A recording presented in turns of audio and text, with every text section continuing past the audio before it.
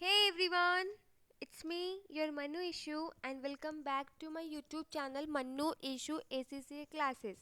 So, in this video, I'm going to explain the question related to the IFRS 15, that is the revenue, and this question is from the Kaplan exam kit of F7. So watch the video till end. If you like my video, please hit the like button, and if you're watching my video for the first time, don't forget to subscribe my channel as well. Okay, so question related to IFRS 15 start from the 103, and the question requirement is what item should be recorded in the statement of profit or loss for the year ended 31st December 20x3. Okay, and what the scene behind the question. Mango sold an item of maturing inventory. Mango sold an item of maturing inventory to a bank on 1st January 20x3 for $500,000. At this date, the inventory had a cost of $200,000 to produce but had a fair value of $900,000, which was expected to increase over the next 3 years. At the end of the 3 years, Mango have the option to repurchase the inventory at 665,500, giving an effective interest rate of 10%. Okay, so this is the case of repurchase agreement, right? And the sale and just a minute. And here the Mango, who is the entity, has an option to repurchase the inventory at 665,500. Okay, so now what you have to think is whether our original selling price is greater or less than the repurchase price. Here in our scenario, यहाँ पे अगर आप लोग देखोगे, whatever the what is the repurchase price, 665,500, which is greater than the original selling price of $500,000. So this is the case of financing arrangement where we will recognize 500,000, whatever the amount proceeds from the sale, as a non-current liability loan. Okay, and so interest charge भी दिया हुआ है which is 10%. सो 500,000 का 10% will be 50,000. So we will record finance cost of 50,000. Okay,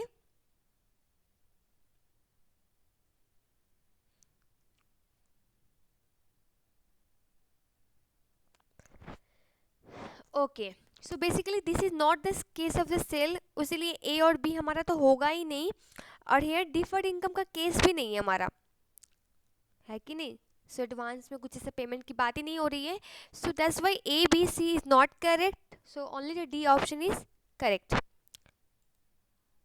But in the case of the repurchase agreement, you have to see whether the selling price is more than or less than the original selling price, or whether the entity have a obligation to repurchase, or with the right to repurchase, or obligation to repurchase at the customer request. Okay, ये सब चीज़ देखना होगा. Okay, so 104.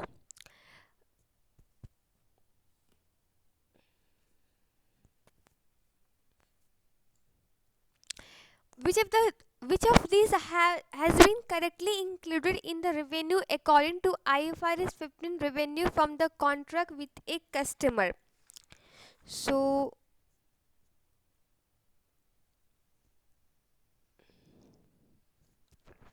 we have to see the option एक एक करके इसमें से कौन से मतलब रेवेन्यू रिकॉर्ड जो किया हुआ है is correct as per IFRS 15. So before that, just a minute, huh? I need to say something on this topic. एक minute.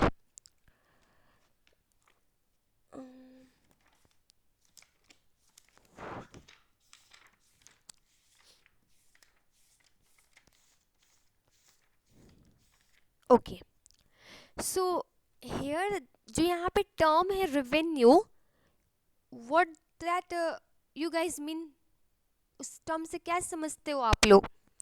सो एज पर मी ये जो रेवेन्यू है ये एक इनकम है, बट कौन से income? Only those income rising in the course of an entity normal trading और ऑपरेटिंग एक्टिविटीज। ठीक है, जैसे अगर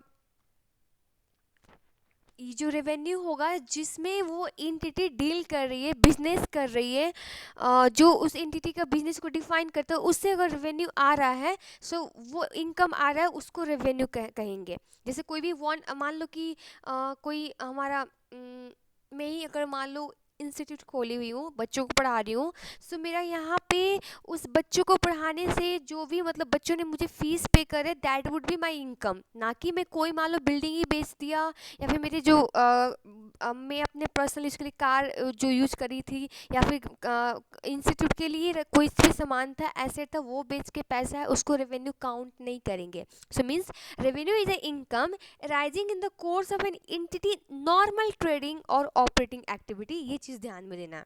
ठीक है, सो जो हम लोग रेवेन्यू प्रेजेंट करते हैं in the statement of profit और loss should not include the proceed from the sale of non current assets और सेल्स टैक्स, ये सब इंक्लूड नहीं होना चाहिए। ठीक है, ओके, सो लेट्स अब एक एक करके ऑप्शन देखते हैं हम लोग। First one is agency sale of 250,000 on which Repro is entitled to commission of 10%. So here Repro is acting as a agent जिसको उस पर कमीशन मिल रहा है सेल्स करने पे. So he can't recognize, he or she पता नहीं कौन कोई भी है, so means Repro cannot recognize 250 as a sales. Why? Because ये एजेंट की तरह काम कर रहा है, वो गुड्स उसके कंट्रोल में नहीं है, वो अरेंज कर रहा है from the third party. So it means here उसका जो भी इनकम होगा वो कमीशन होगा. कमीशन जो 10% है, अब इसका यही काम ही है, वो एजेंट का काम ही कर रहा है. तो जो भी उसको कमीशन वो सब मिल रहे हैं वो एज अपना रेवेन्यू रिकॉग्नाइज करेगा. बाकी बाकी जो अमाउंट है वो तो उसको प्रिंसिपल को मतलब जो मतलब जहाँ से गुड्स अवेलेबल कर रहा है उसको फिरता करना होगा. सो ये this one is not correct. Okay, B number, sale proceed of 20,000 for motor vehicles which were no longer required by Repro. जैसे मैंने अभी एग्जांपल दिया, मैं मान लो कि स्कूल से या इंस्टीट्यूट खोल रखा है, वहाँ पे कोई गाड़ी है या फिर कोई भी नॉन करेंट एसेट्स है, उसको बेच के जो पैसा आ रहा है, I cannot recognise such amount as revenue. ठीक है, मैंने बोला रेवेन्यू मतलब वो इनकम जो हमारे ट्रेडिंग एक्टिविटीज़ या ऑपरेटिंग एक्टिविटीज से अराइज हो रहा है. सो this is also not a case. C. Sale of 150,000 on 30 September 20x4. Okay. The amount invoiced to and received from the customer was 180. मतलब अमाउंट रिसीव हुआ customer से 180, but recognise किया sale 150,000. Okay, so 180 which includes 30,000 for ongoing services work to be done by Repro over the next 2 years. So यहाँ पे basically 180,000 को दो part में divide किया है. एक में भी हो सकता है गुड्स जो प्रोवाइड किया होगा उसके लिए 150,000 and other 30,000 for the ongoing service work. So ongoing service work को हम लोग as a whole amount revenue नहीं शो करेंगे, उसको वो ओवर द टाइम जैसे जैसे सर्विस प्रोवाइड करेंगे उसके according we will recognise as revenue उसको, उस अमाउंट को. बट अभी फिलहाल 150,000 at the point of sale हम लोग 150,000 ही रिकॉग्नाइज करेंगे. So this one is correct as per IFRS 15. Okay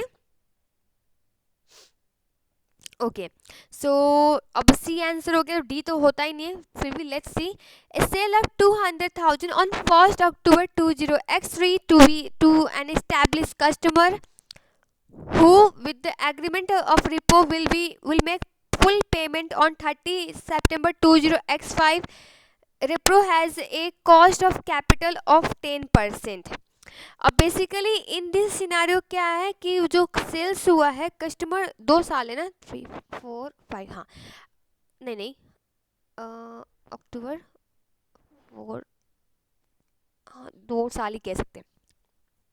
so almost जो कस्टमर है they will pay after 2 years. So this is some kind of financing activity जहाँ पे जो भी अमाउंट 2 साल के बाद पे होने वाला है we will discount it at the present, मतलब वो डिस्काउंटिंग फैक्टर लगा के हम लोग प्रेजेंट वैल्यू निकालेंगे and that will be recognise as a revenue.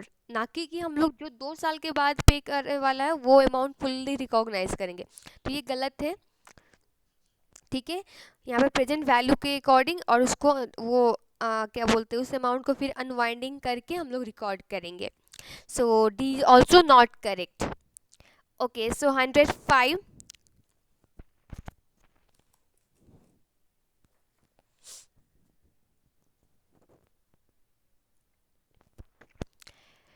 Okay, so ये कॉन्ट्रैक्ट रेवेन्यू एंड कॉस्ट से रिलेटेड है. So I will try my best to solve it. ये मे बी कन्फ्यूजन पार्ट है मोस्ट ऑफ स्टूडेंट का. So let's look at the question. क्या requirement है? What amount would be reported as a contract asset? Okay, so सीधे सीधे बोल दिया contract asset के बारे में निकालने के लिए. In लिंक क्या पढ़ेंगे इसको, oiling whatever. Statement of financial position as at 30 September 20x4.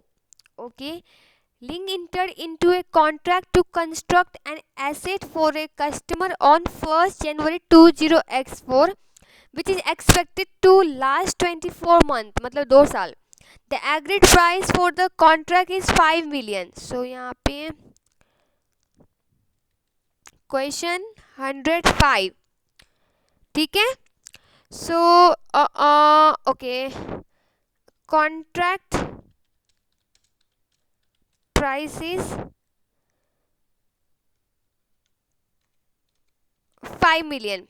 Okay, at 30 September 20x4 means 9 month ना, अक्टूबर नवंबर दिसंबर, हाँ, after 9 month. The cost incurred, okay, year ending हमारा 30 September है. Okay,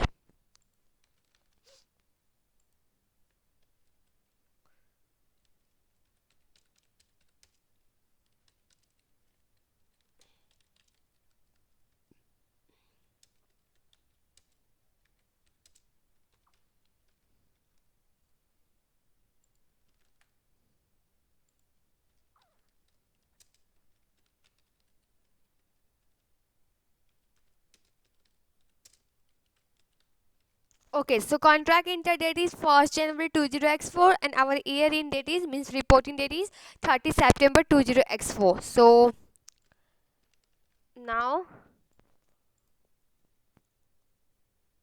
at 30 September 20x4 the cost incurred on the contract was 1.6 million. Okay,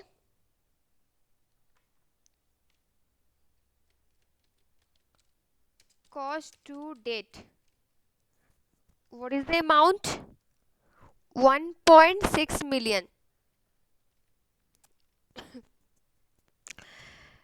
Cost incurred on the contract, okay, estimated remaining cost to complete were 2.4 million. Okay, so cost to complete, cost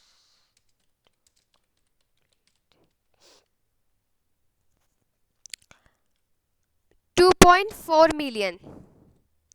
Okay, on 20 September 20x4 the Ling, let it be Ling, receive a payment from the customer of 1.8 million. Okay, so amount received is कितना है, 1.8 million, and which was equal to the full amount billed, मतलब जो bill किया था वही payment हुआ. Amount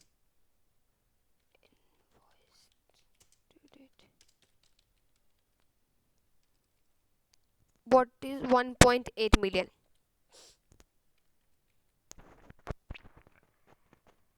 Link calculate contract progress using the input method. I must say कि you guys know what the input method is. Let me recall. So input method में क्या होता है कि जो हम लोग measure करेंगे progress of a contract, that is based on the cost incurred to date as a percentage of a total expected cost. We remember this point, okay? So let's calculate the progress of the contract.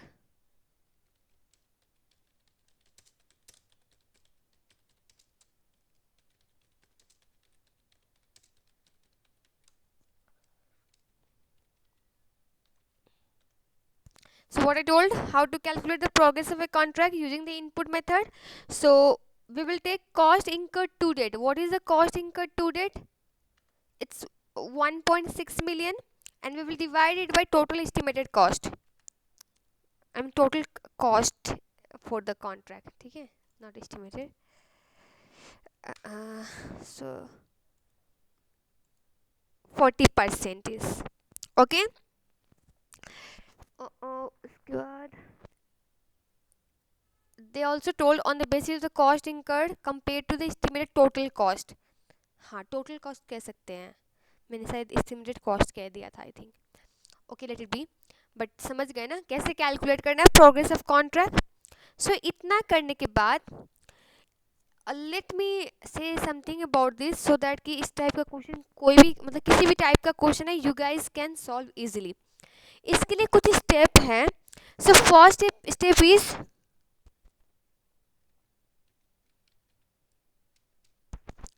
To check कि overall this contract is profitable और we are in loss. ये check करना है पहले, ठीक है.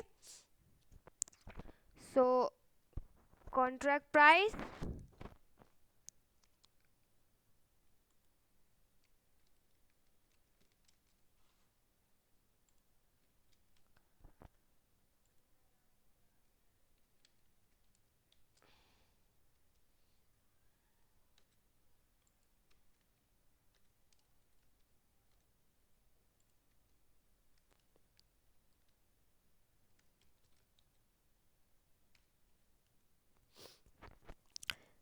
सो overall profit and loss निकालने के लिए what we will do, simply जो कॉन्ट्रैक्ट प्राइस है उसमें से we will deduct the cost to date and cost to complete. सो यहाँ पे प्रॉफिट आ रही है. सो ओवरऑल प्रॉफिट. सो अब आप लोग सोच रहे हो कि व्हाई आई डिड दिस, इसका पर्पस क्या है. सो बेसिकली इफ़ यहाँ पे लॉस आता है तो हम लोग को जो स्टेटमेंट ऑफ प्रॉफिट और लॉस में ना कॉस्ट ऑफ सेल्स में प्रोविज़न बुक करना पड़ता है. सो ठीक है, उसके लिए उस टाइप का सिनेरियो आएगा तो we will discuss about this. But you should know this step. इस क्वेश्चन से रिलेटेड ही नहीं, बाकी भी क्वेश्चन करने में it will be useful for you guys, ठीक है. So next step is to calculate the progress.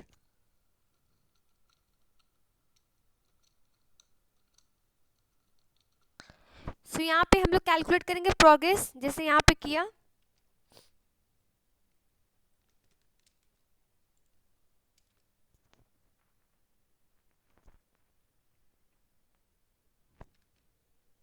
Same वही चीज, okay. But you should be careful कि क्वेश्चन कौन से मेथड यूज करने को बोल रहा है, ठीक है. वेदर इज इनपुट मेथड और आउटपुट मेथड, ये सब चीज़ देखना पड़ेगा, ओके. सो अगर आउटपुट मेथड रहा तो मोस्ट ऑफ केस में वर्क सर्टिफाइड दिया रहता है, ठीक है, ओके. सो स्टेप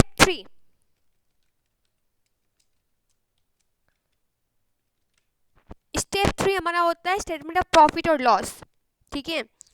अगर प्रॉफिटेबल है, यहाँ पे मैं लिखते चलती हूँ.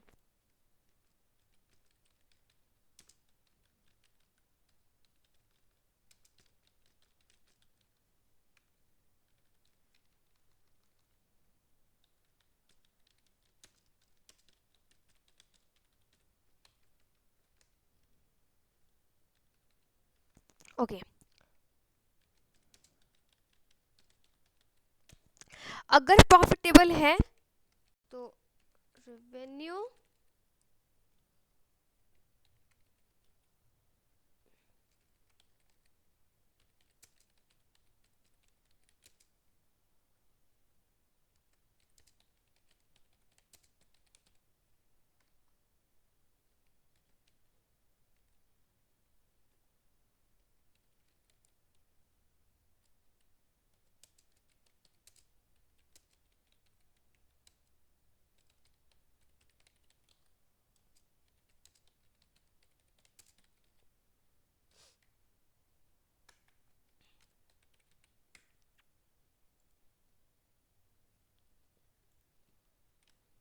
ओके. सो अगर प्रॉफिटेबल है तो यहाँ पे रेवेन्यू बुक करेंगे और ये रेवेन्यू होगा आपका, कैसे कैलकुलेट करेंगे. So whatever the total contract price is we will multiply it by the progress percentage, ठीक है। सो जैसे अभी के केस में हमारा क्या है, our progress percentage is 40% and we will multiply it by contract price which is 5 million in our case, ठीक है। so 2 million profit, 2 million profit, sorry revenue, profit कह रही हूँ, इट्स माय मिस्टेक, मतलब 2 मिलियन हमारा रेवेन्यू, ठीक है। ये कैसे कैलकुलेट किया, I just multiply the progress of contract into contract price, ठीक है। अगर मान लो कि नेक्स्ट ईयर का निकाल रहे हो, जो अब भी आपने रेवेन्यू रिकॉग्नाइज किया 2 मिलियन, उसको डिडक्ट कर देंगे यहाँ पे हम लोग। So revenue recognise in the previous year वो डिडक्ट करेंगे, ठीक है। तो अभी के हमारे केस में कुछ नहीं है तो let it be zero. Cost of sales, so total cost to date, total cost to date यही रहा,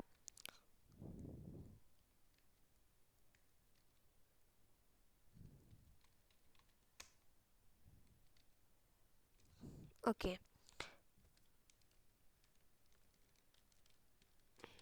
अगर प्रीवियसली जो कॉस्ट हम लोगों ने रिकॉग्नाइज किया था उसको यहाँ पे डिडक्ट करेंगे, हमारे केस में कुछ नहीं, so let it be zero.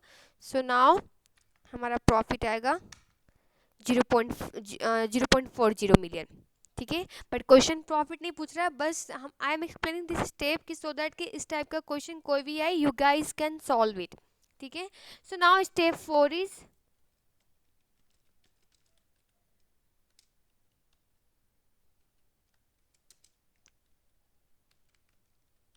SOFP, ठीक है। सो यहाँ पे एवरीथिंग इज सेम, हल्का हल्का चेंजेस है। अब यहाँ पे हम लोग लिखेंगे रेवेन्यू रिकॉग्नाइज्ड टू डेट, ठीक है। अभी के टाइम में जितना रेवेन्यू रिकॉग्नाइज किया है सारे, सो 2 मिलियन इन आवर केस, अगर प्रीवियस भी कुछ होता वो भी यहाँ पे हम लोग इंक्लूड करते हैं। Less amount invoice to date, वो कितना था 1.80 मिलियन, ठीक है। सो ये पॉजिटिव है, it means this is our contract assets and which the question is asking.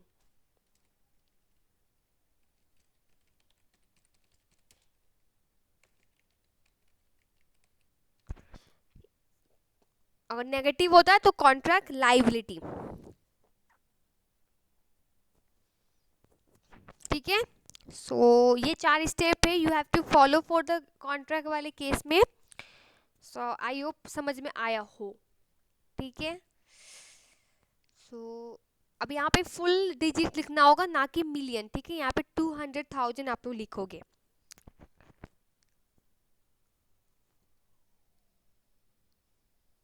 okay। So next question 106, select the correct amount to be shown in the revenue and cost of sales in the statement of profit or loss for the year in the 31st March 20x5, okay। CN started a 3-year contract to build a new university campus on 1st April 20x4. The contract had a fixed price of 90 million. CN will satisfy the performance obligation over time. CN incurred cost to 31st March 20x5. ये almost इसके जैसे ही है, हल्का हल्का changes है। Let's do this, यहाँ से starting से करते हैं।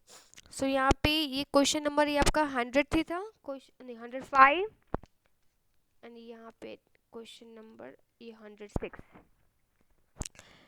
ओके।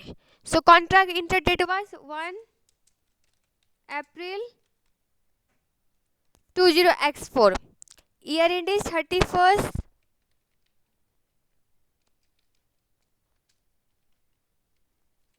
x5.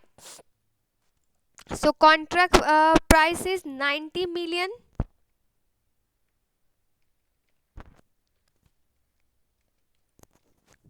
Okay.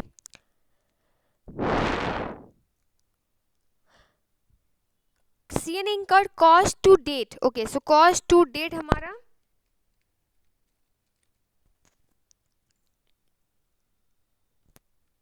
$77 million, ठीक है। ये टर्म सब यहीं पे है. ओके.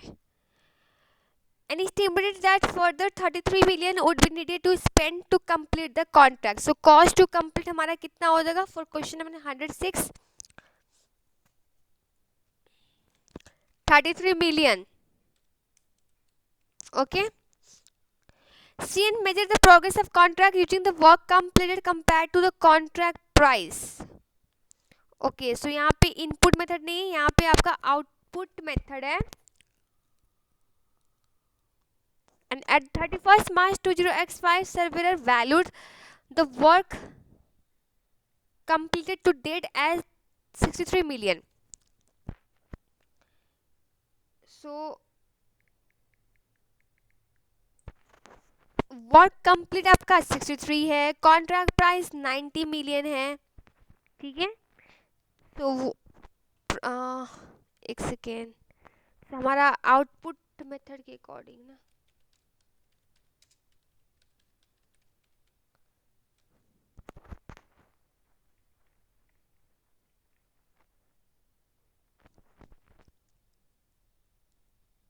ओके 70%, क्योंकि वर्क सर्टिफाइड इज 63 मिलियन. यहाँ पे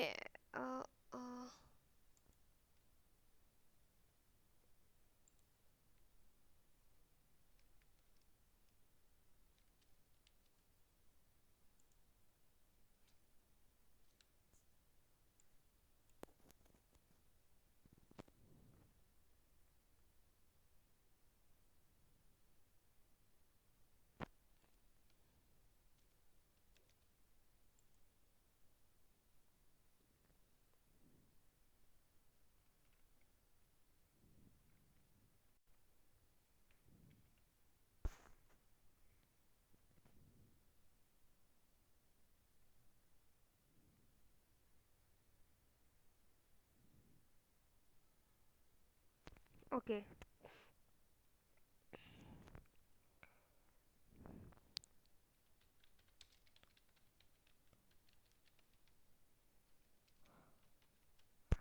ओके, सो हम लोग देखते हैं पहले whether we are having a overall loss और प्रॉफिट. ठीक है.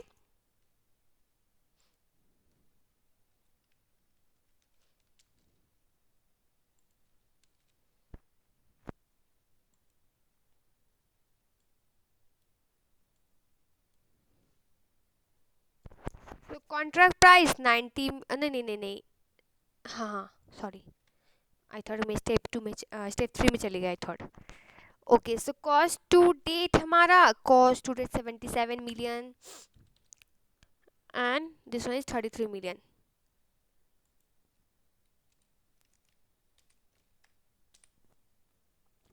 सो यहाँ पे okay, so this one is case of loss.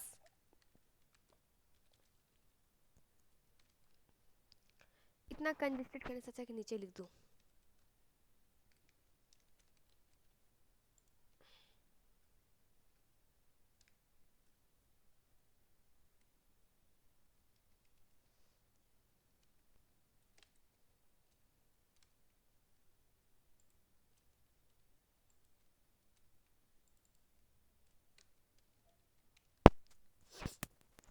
Okay, so next step हम लोग परसेंटेज कैलकुलेट कर चुके हैं.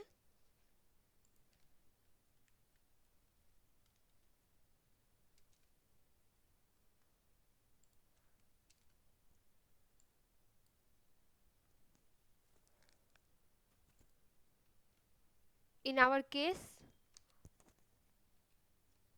वर्क सर्टिफाइड लेना है हम लोग को, बिकॉज यहाँ पे आउटपुट मेथड बोला हुआ है.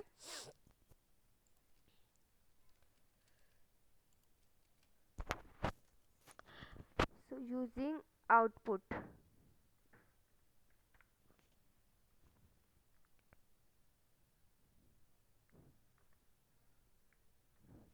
so work certified divided by contract price, so this one is 70%. ये हो गया. now step 3, एंड क्वेश्चन भी स्टेप 3 कैलकुलेट करने को बोल रहा है.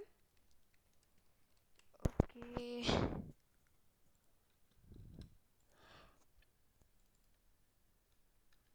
ये लॉस का केस है। सो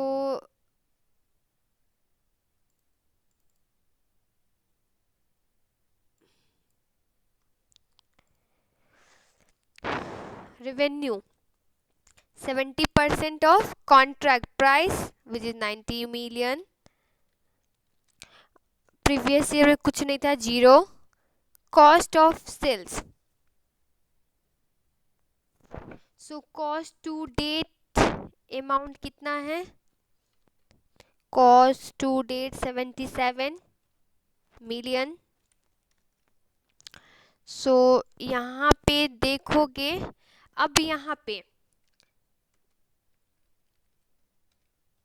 ये लॉस हुआ हमारा, लॉस आई मीन ऊपर में लॉस हुआ ना, तो उस लॉस का अमाउंट को पहले यहाँ पे हम लोग डालेंगे।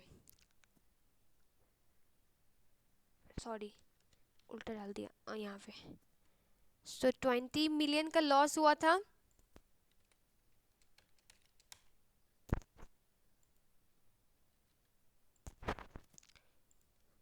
ये डालेंगे। अब उसके बाद प्रीवियस ईयर में कॉस्ट ऑफ सेल्स कुछ नहीं है।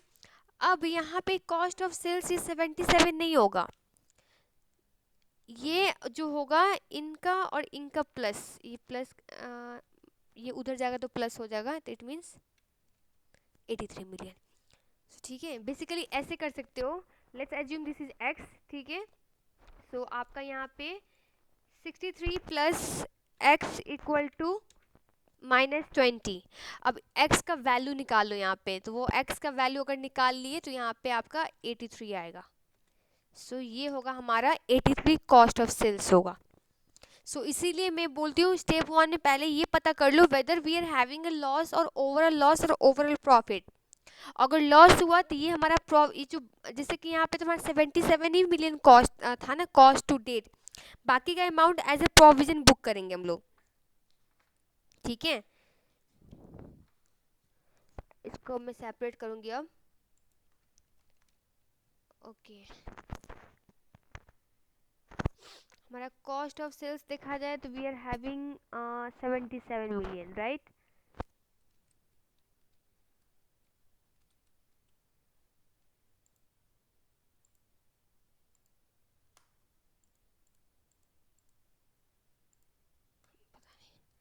ओके, एंड इसके बाद ये कॉस्ट ऑफ सेल्स ही होगा, but we will have a provision.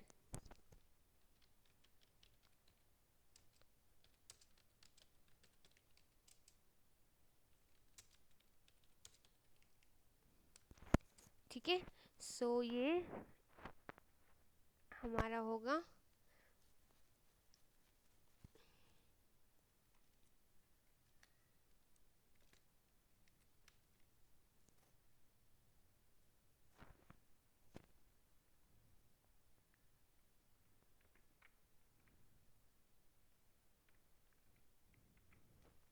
Okay.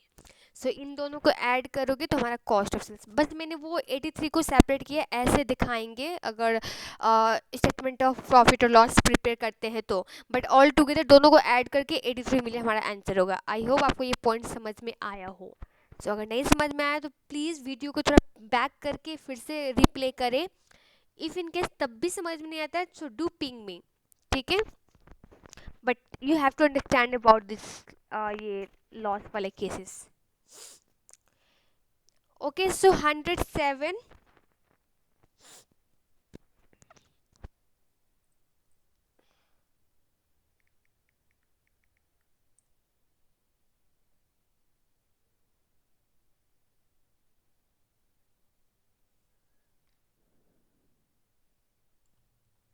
according to IFRS 15 revenue from contract with customers, how much should Lock-E record in the revenue for the year in the 31st December 20x1? Working should be rounded to the nearest dollar. Lock-E sells a machine and also offer a installation and technical support service. The individual selling price of each product are shown below. Lock-E sold a machine on 1st May 20x1. Our year end is 31st December 20x1. Okay.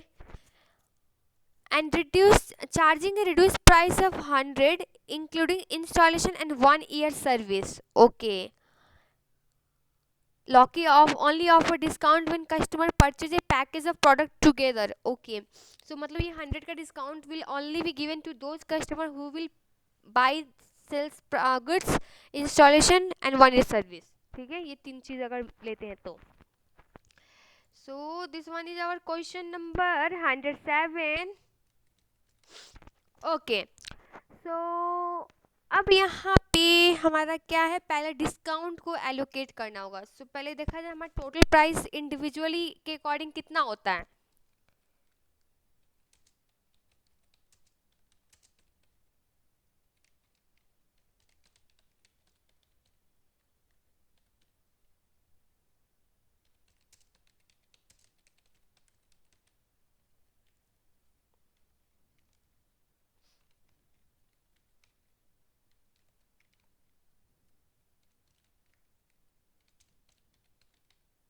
Total 150 है. अब जो कि discount दे रहा है कितने का, 100 का discount दे रहा है. सो 100 को एलोकेट करना है हमको. सो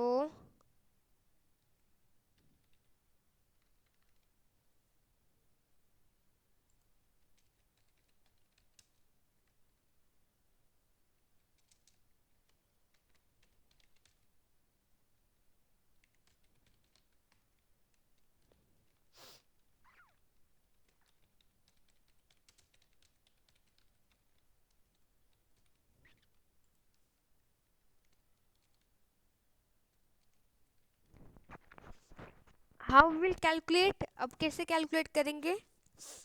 सो 100 डिस्काउंट दे रहा है. सो टोटल प्राइस 50 है तो उसका परसेंटेज इंटू 75 तो means 50. Similarly 100 discount divide by 150 percentage आ जाएगा, फिर इंटू इंस्टॉलेशन 20.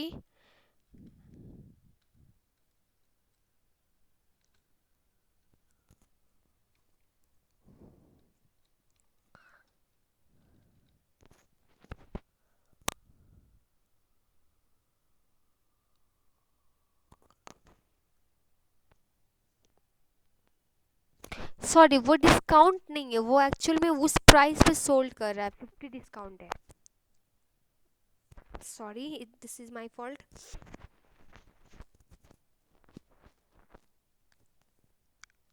ओके, सो वैसे करके जो 50 डिस्काउंट मिला था उसके बाद हमारा जो प्राइस था उसके अकॉर्डिंग हम लोग ने ये प्राइस निकाल लिया. ठीक है, अप्लाइंग डिस्काउंट. तो नाउ सेल्स ऑफ गुड्स में तो at a point of view control transfer हो जाता है. So we will recognise this as a full amount. ठीक है, ये फुल इंस्टॉलेशन भी फुल में जाएगा, बट सर्विस वी विल, ये 1 year का सर्विस है एंड हम लोग ने सोल्ड किया है when we sold 1 May 20x1 and हमारा ईयर इंड है 31 December 20x1. So means we have 8 month. 8 month का ही सर्विस इस साल प्रोवाइड करेंगे by the end of the reporting period, है कि नहीं.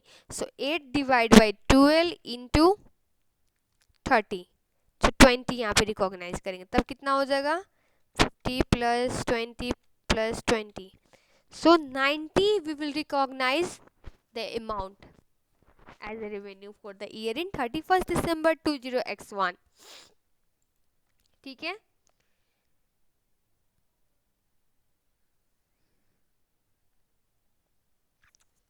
Okay, 108 is very simple, you can do it, I know. Leave it. कितने question है अभी, 111 12 13. ये भी उसी से रिलेटेड है. ओके, सो अप टू 115 है. Let's see 108 you can do. Let's see 109. Okay, so bill enter into a contract with a customer on 1st November 20x4. Sorry, well requirement पढ़ते हैं. Applying IFRS 15 revenue from contract with customer, how much revenue and cost of sales should be recognized in this statement of profit or loss for the year ended 31st October 20x5. Okay, so this one is our question number 109. Let's copy the step from above question जो solve किया था हम लोग ने, ये step रहा।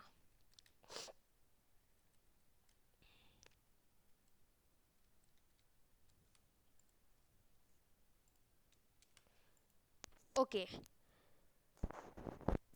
so BL enter into a contract with a customer on 1st November 20x4. The contract was scheduled to run for 2 years, has a sales value of 40 million. BL will satisfy the performance obligation over a time. At 31st October 20x5, the following details were obtained from the BL records. The cost incurred to date. Okay, so पहले ये हमारा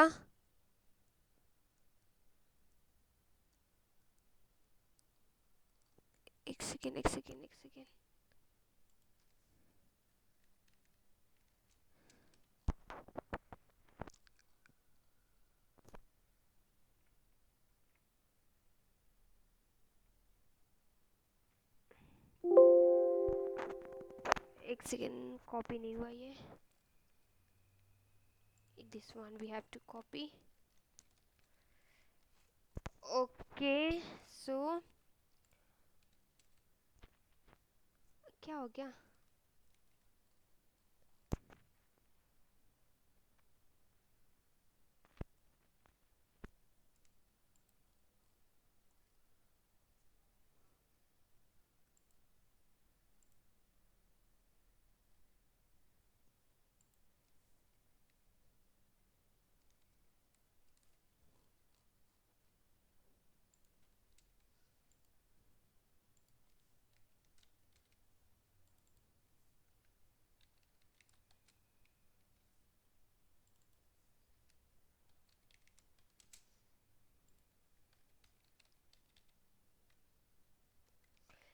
okay, पहले देखते हैं। So contract price is 40 million. उसके बाद cost incur to date 16, estimated cost to complete 18। So अगर minus करेंगे सबको, ओके, सो प्रॉफिट आ रहा है।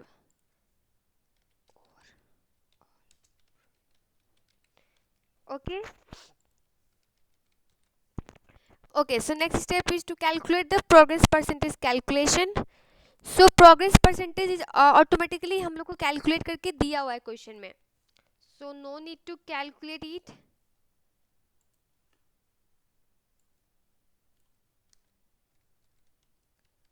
सो व्हाट इज 45%? ठीक है, नाउ SOPL पे आते हैं। इसी साल का है ना, ये इस साल का है, तो ये हमारा ये फिगर भी नहीं आएगा। Let remove this.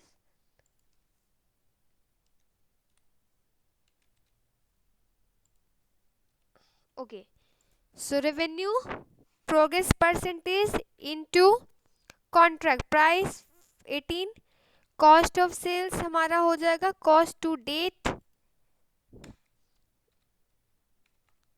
क्वेश्चन पूछ रहा है revenue and cost of sales, so no need to calculate this profit, let it B.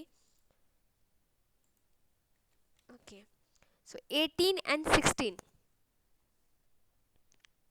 million. Okay, so next question. So ये एक बार आप लोग भी ट्राई करो, सेम चीज़ें। यहाँ पे क्या पूछे, what profit should appear in the Malik statement of profit और loss as a 31st May 20x4 इन respect of this contract. Malik is a construction business recognizing progress based on the work certified as a proportion of total contract value. So ये output method के according progress percentage calculate करता है।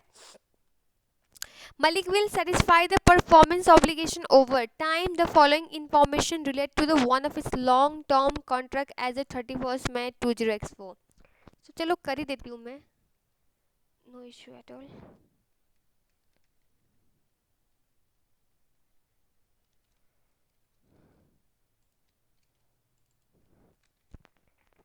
Okay, so contract price क्या हमारा 200,000,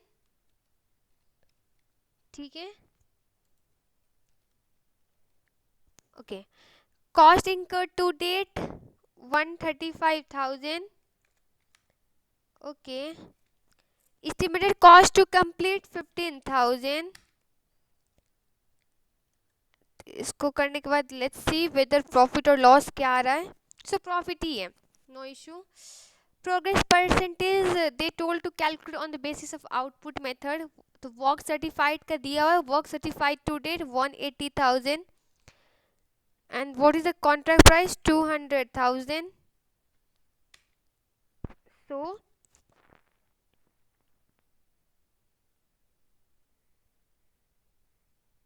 90%।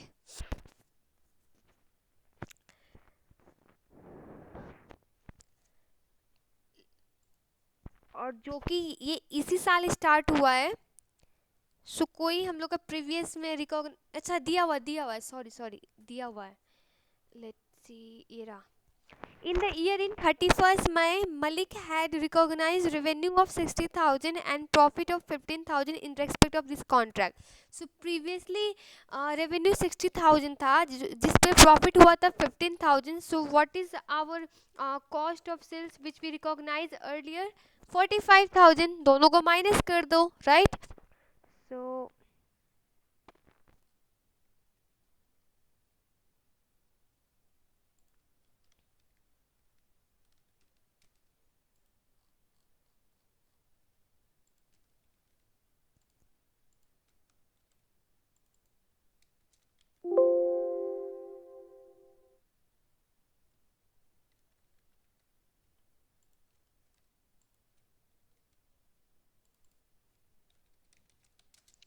okay.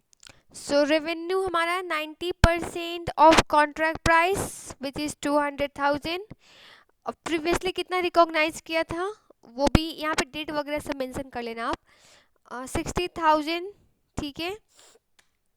तो इन दोनों को minus करने के बाद हमारा इस ईयर का रेवेन्यू पता चल जाएगा एंड वो भी कर लेते हैं यहाँ पे। So okay, so cost of sales means cost to date कितना है हमारा अभी 135,000। प्रीवियसली कितना रिकॉग्नाइज किया था that we need to calculate. कैसे? प्रीवियसली रेवेन्यू था 60,000 एंड हमारा प्रॉफिट था 15,000। सो दोनों को माइनस करेंगे, we will get our cost of sales 45,000।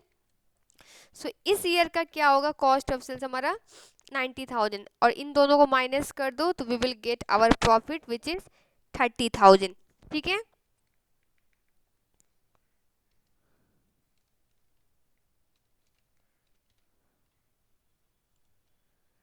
Okay 111, which of the following item has correctly been included in the Hatton revenue for the year to 31st December 20x1? Okay, so first क्या है 2 million in relation to the fee negotiated for advertising contract for Reese. One of the Hatton's client, Hatton acts as an agent during the deal and is entitled to 10% of commission. So 2 million fully recognize नहीं करेगा, so 10% जो commission है वो only revenue होगा इसके लिए Hatton के लिए, because he is acting as an agent और उस गुड्स पे उसका कंट्रोल नहीं है, जो भी मतलब चीज़ सर्विसेज भी प्रोवाइड उस पर कंट्रोल नहीं है, थर्ड पार्टी से अरेंज कर रहा है। सो इन दैट केस जो एजेंट का वो कमीशन होगा वो that's will only be the revenue. So A नहीं है correct, B 500,000 relating to sale of specialised equipment on 31st December 20x1 the full sales value was okay 700,000 but 200,000 relate to the servicing that Hatton will provide over the next 2 years. So Hatton has not included that in the revenue this year. So ये तो correct है, जैसे ऊपर में था ना वैसे ही same question है, बट फॉर हियर यहाँ पे क्या है कि सर्विस के लिए हम लोग को ओवर टाइम रिकॉग्नाइज करेंगे, मतलब 2 साल के जैसे जैसे सर्विस देगा उसके अकॉर्डिंग वो रिकॉग्नाइज करेगा revenue. But for the goods वहाँ पे जो इक्विपमेंट सोल्ड किया है उसमें क्या करेगा वो, जैसे ही डिलीवर हुआ, जैसे कस्टमर कंट्रोल लिया, at the point of time ही रिकॉग्नाइज करेगा। So this is correct. और आई थिंक ये जो हैटन है वो इसी सब चीज़ में डील करता है, तभी तो सर्विस प्रोवाइड कर रहा है ना। So B is correct. Okay. 800,000 relating to sale of some surplus land owned by Hatton। मैंने इस वीडियो के स्टार्ट में ही बोला, रेवेन्यू हम लोग उसी से रिकॉग्नाइज करेंगे जो हमारे ट्रेडिंग एक्टिविटीज़ और ऑपरेटिंग एक्टिविटीज़ से आ रहा हो इनकम। वो भी जो इनकम हम लोग का ट्रेडिंग एक्टिविटीज़ और ऑपरेटिंग एक्टिविटीज़ से आ रहा है, वही रिवेन्यू वी विल रिकॉग्नाइज, वही income we will recognise as a revenue. ठीक है। बट यहाँ पे अगर मान लो वन ऑफ ट्रांजेक्शन जैसे हम लोग लैंड सेल किया, नॉन करंट एसेट्स सेल किया, इन सब, this is not our revenue. हम लोग इस चीज़ में डील नहीं कर सकते हैं। अगर दलाल है तो वो बात ही अलग है, उसी में डील कर रहा है वो बंदा। बट यहाँ पे वो गुड्स सेल कर रहा है, तो यहाँ पे प्रॉपर्टी वगैरह जो सरप्लस लैंड वगैरह से पैसे आएगा, that will not counted as a revenue. ठीक है। और यहाँ पे जो प्रॉफिट और लॉस होगा डिस्पोजल पे, वो हम लोग स्टेटमेंट ऑफ प्रॉफिट में लॉस, प्रॉफिट और लॉस में शो करते हैं। ठीक है। So D C is also not correct. D, $1 million in relation to sale to a new customer on 31st December 20x1, control passed to customer on 31st December 20x1, the $1 million is payable on 31st December 20x3, interest rate is 10%। जो ये financing component है, significant financing component है transaction में। सो 2 साल है ना, x1 2 3, 2 साल के बाद जो पैसा आएगा उसको, आने वाला है, उसको हम लोग प्रेजेंट वैल्यू में पहले डिस्काउंट करके तब रिकॉग्नाइज करेंगे, देन वी विल अनवाइंडिंग करेंगे उस अमाउंट पे ये इंटरेस्ट रेट लेके। सो ये हमारा करेक्ट नहीं है, 1 मिलियन रिकॉग्नाइज नहीं कर सकते, उसको प्रेजेंट वैल्यू में कन्वर्ट करना होगा पहले। सो दिस इज ऑल्सो इनकरेक्ट, ये ऊपर वाला जैसे ही है। ठीक है।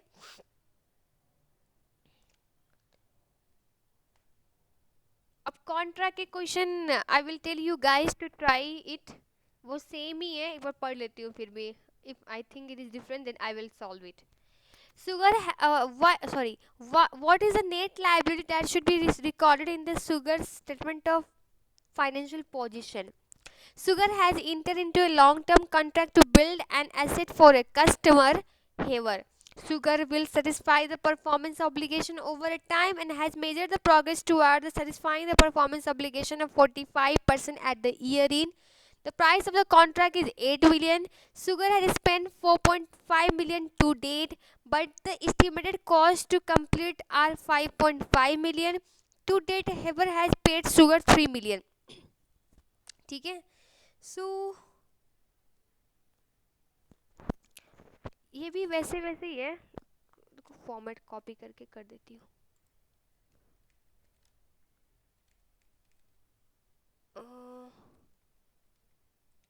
Copy.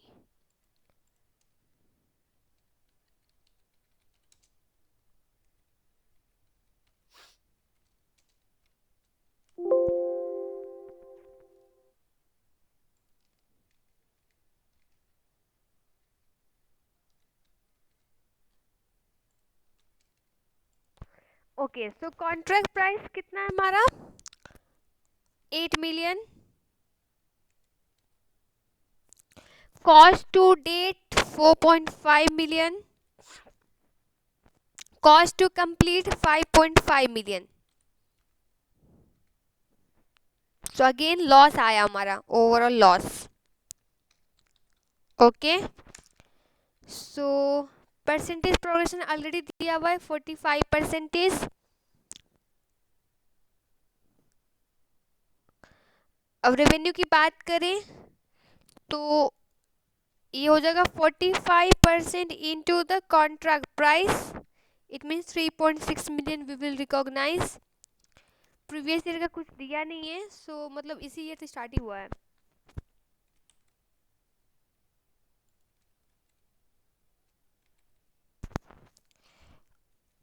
Cost of sales, cost to date, पर यहाँ पे तो लॉस का केस है। सो यहाँ पे हम लोग को क्या करना होगा,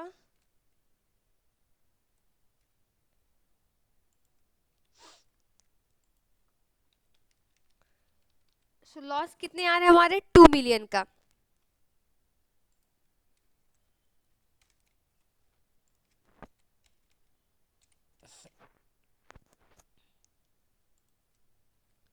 सो COS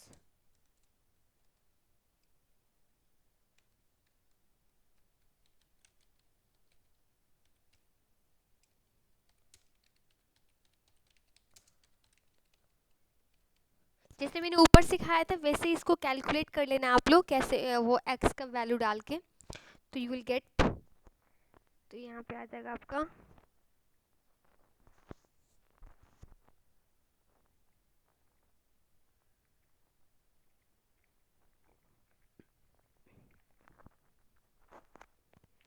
1.1 मिलियन नेगेटिव है तो लॉस।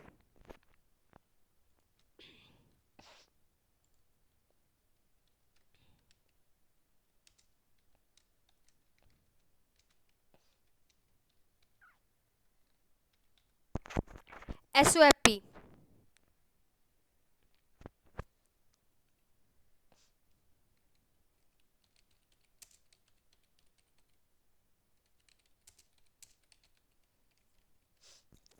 3.6 मिलियन।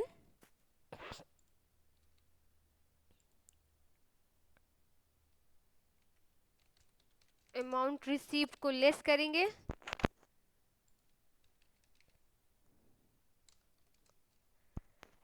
कितना अमाउंट रिसीव हुआ था 3 मिलियन, और यहाँ पे provision to recognise the loss ये भी ऐड करेंगे, यहाँ पे डालेंगे ऐड, मतलब लाइन ऐड करेंगे यहाँ पे। सो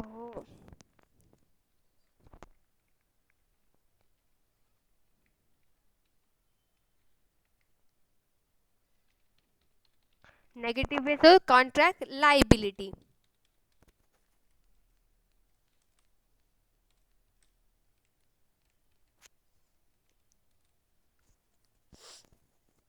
ठीक है, सो यहाँ पे 30 कॉमन ले चुके हैं। सो आपको यहाँ पे क्या करना होगा, और जो कि 30 कॉमन ले चुके हैं ना, तो यहाँ से 30 डाला। Okay, so you have to put 500 यहाँ पे। ठीक है, ओके, ऑलमोस्ट सब टाइप के क्वेश्चन हो चुके हैं कॉन्ट्रैक्ट वाले।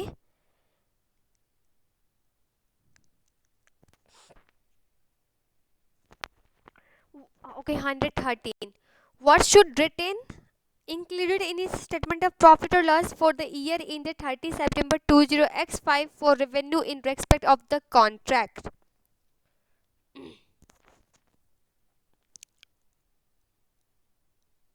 ओके, फिर से यही स्टेप है।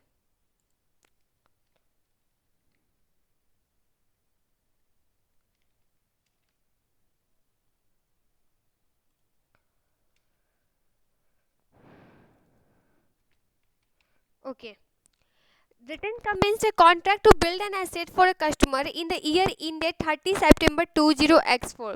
The contract price was agreed at 1.5 million, so कितना है 1.5, and the total expected cost of the contract, so totally cost दे दिया हमारा ये यहाँ पे total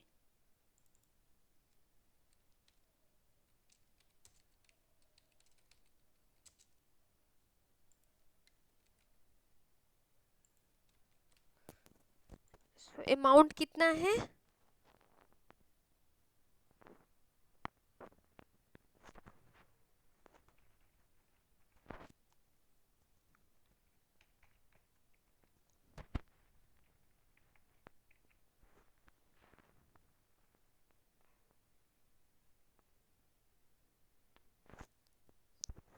ओके।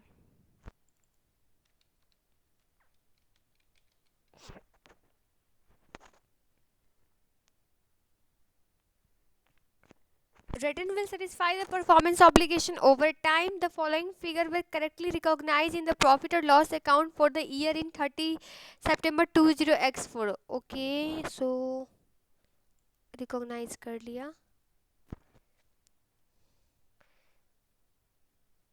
रिटर्न रिकॉग्नाइज क्या है, the following figure are also relevant in relation to this contract work certified to date, return recognise progress on the basis of work certified compare to the contract price. Okay, so work certified amount कितना है for the, कौन से year का पूछ रहा है, 20x5 का। Okay,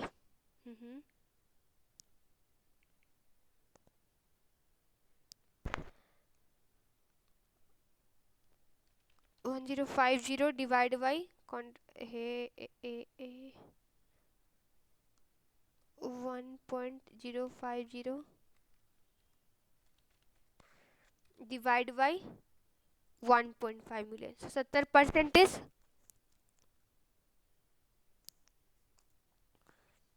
और यहाँ पे 2 साल का है, ठीक है। सो this one is for 20x5 20x4। So 20x4 के लिए हमारा हो जाएगा 4, नहीं नहीं, हाँ 450 तो है, ठीक तो है। 0.45 million divide by 1.5 million, so यहाँ पे 30%। ओके, सो 2 साल के लिए करते हैं, इससे कंसेप्ट और क्लियर होगा आपका। ओके, सो बेसिकली 20x4 का तो दिया हुआ रेवेन्यू एंड अमाउंट इज 450, नहीं नहीं 450 तो वो हो गया, 30 कॉमन लिए हैं, तो 0.45, cost of sales 0.24,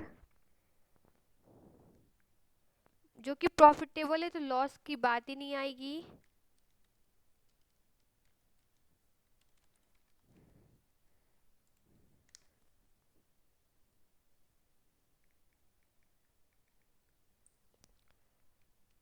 profit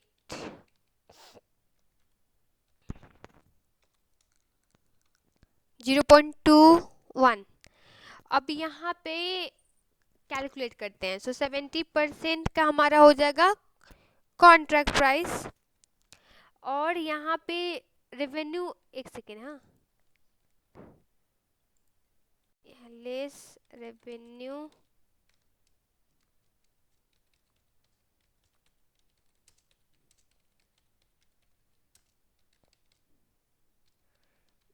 in this case it was 0, अब यहाँ पे होगा माइनस दिस वन, ठीक है।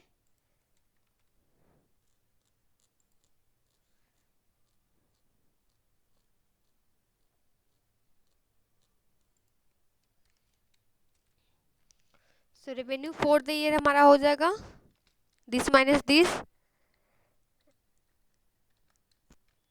Okay, million.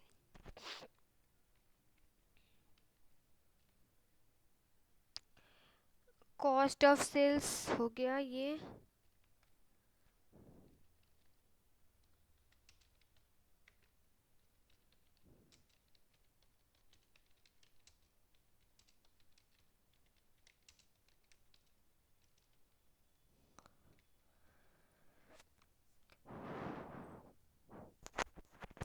so what is the cost to date,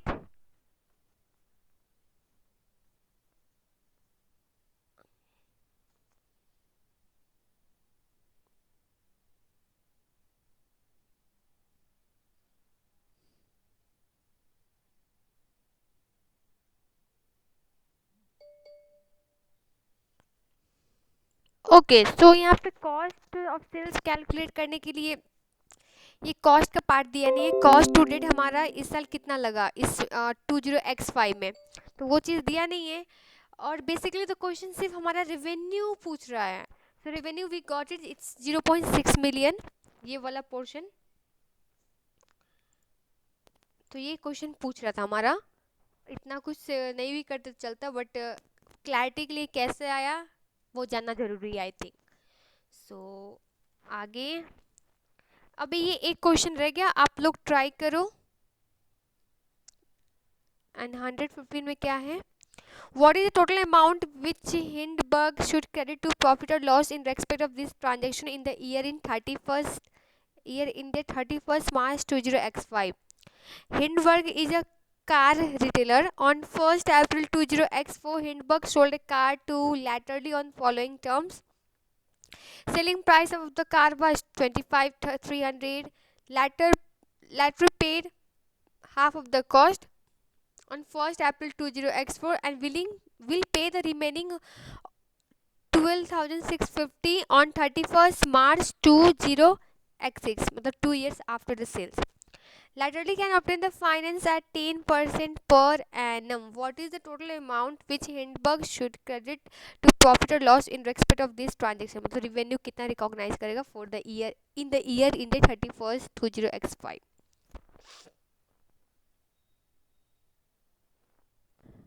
जो इमिडिएटली पेड किया हुआ है 12,650, वो प्लस जो रिमेनिंग हम लोग 2 साल के बाद पे करने वाले हैं. सो ये 2 साल वाला अमाउंट जो था other part of 12,650 we will discount it to the present value using the 10%.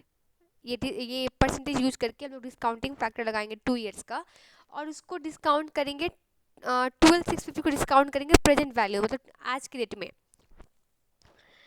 उसके बाद में उसको ऐड करेंगे 12,650 से. सो जो भी टोटल अमाउंट है फाइनल अमाउंट वो हमारा इसमें से आंसर होगा. So give it a try, मतलब वो ट्राई करो आप लोग. इन केस नहीं आया समझ तो डू मैसेज मी, कमेंट भी कर सकते हो. सो मैं हेल्प करूँगी आपको. सो इस वीडियो में इतना तक करते हैं. वीडियो लंबा वैसे भी हो चुका है. So I hope you guys enjoy the video. अगर पसंद आए तो सब्सक्राइब जरूर करना मेरे चैनल को. So thank you so much for watching my video. Have a good day.